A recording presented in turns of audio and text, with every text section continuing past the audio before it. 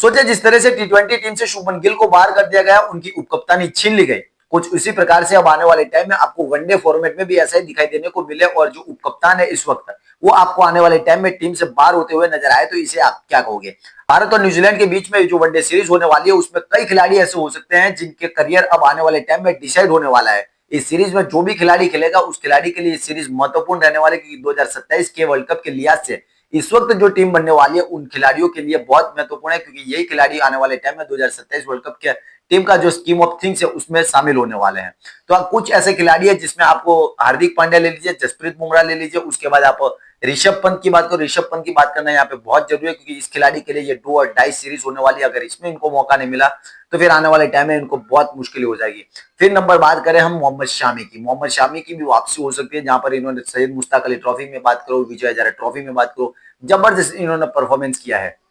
सबसे पहले हम बात करते हैं ऋषभ पंत की। ऋषभ पंत की अगर बात करें तो ये खिलाड़ी जिस तरह से टी20 वर्ल्ड कप की टीम में नहीं चुना गया, उसके बाद लगा कि कहीं वनडे आने वाली जो न्यूजीलैंड के सामने सीरीज है उसमें चुना जाएगा, नहीं। लेकिन यहाँ पर भी इनके लिए अब काफी मुश्किलें साबित हो रही है, क्योंकि इनके सामने जो दो खिलाड़ी खड़े हुए हैं वो इस वक्त जबरदस्त परफॉर्मेंस कर रहे हैं, जिसमें नंबर 1 है ईशान किशन। ईशान किशन ने जिस तरह की बैटिंग की सैयद मुश्ताक अली ट्रॉफी में, उसी की वजह से इस खिलाड़ी को टी20 वर्ल्ड कप की जगह मिली और वहां पर शुभमन गिल का इन्होंने पत्ता काटा। ये विकेट कीपर भी है, बैटिंग भी अच्छी करते हैं और इनकी कप्तानी में सैयद मुश्ताक अली ट्रॉफी में झारखंड पहली बार चैंपियन भी बनी, और उसके बाद जब विजय हजारे ट्रॉफी का पहला मुकाबला खेले थे वहां पर भी जबरदस्त इन्होंने बैटिंग की। कुल मिलाकर के ये खिलाड़ी जबरदस्त फॉर्म में, अगर ऋषभ पंत को टीम से बाहर निकाला जाता है तो ये खिलाड़ी उनकी जगह लेने के लिए पूरी तरह से तैयार है। दूसरा जो खिलाड़ी है वो ध्रुव जुरैल। ध्रुव जुरैल ने अभी हाल में जो शतक लगाया, 160 रनों की कुछ पारी उन्होंने विजय हजारे ट्रॉफी में खेली, उत्तर प्रदेश की टीम की तरफ से खेलते हुए, जहां पर आपको रिंकू सिंह कप्तानी करते हुए नजर आते हैं। इस खिलाड़ी ने जो परफॉर्मेंस पिछले 3-4 मैचों में इन्होंने विजय हजारे ट्रॉफी में करके दिखाया है, जहां पर ये टेस्ट क्रिकेट में आपको ऋषभ पंत के उत्तराधिकारी माने जाते हैं और उनके साथ खेलते हुए, साउथ अफ्रीका की सीरीज हुई,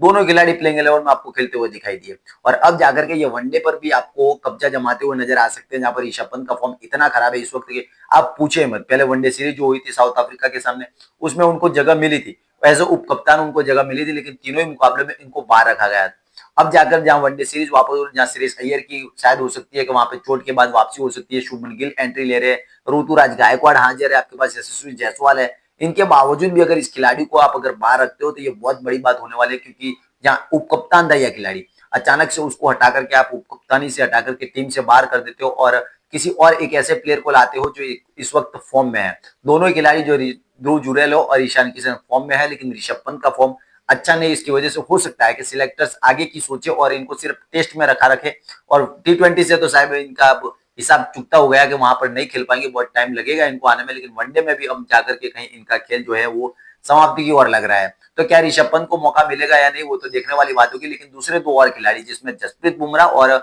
साथ में आपके हार्दिक पांड्या, इन दोनों ही खिलाड़ियों को हो सकता है कि इस सीरीज में आराम दिया जाए। आराम देने के पीछे की सबसे बड़ी वजह यही है कि आने वाले टाइम में जो 5 मैचों की न्यूजीलैंड के सामने टी20 सीरीज, उसकी ठीक बाद फरवरी में आपके वर्ल्ड कप का स्टार्ट होना है, और टी20 को मद्देनजर रखते हुए हो सकता है कि इन खिलाड़ियों को आराम दिया जाए, और वनडे सीरीज जो है वो आपको 2027 वर्ल्ड कप की तैयारी करने के लिए खेल रहे हो, तो उसके बाद वनडे सीरीज आने वाली है। तो ये हो सकता है कि इन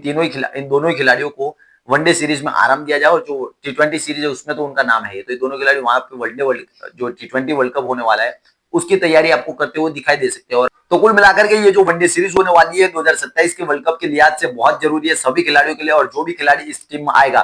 तो अमूमन मान के लीजिए उन 15 खिलाड़ियों में से एक दो खिलाड़ी आगे पीछे होंगे, बाकी वही 15 खिलाड़ी होंगे जो 2027 की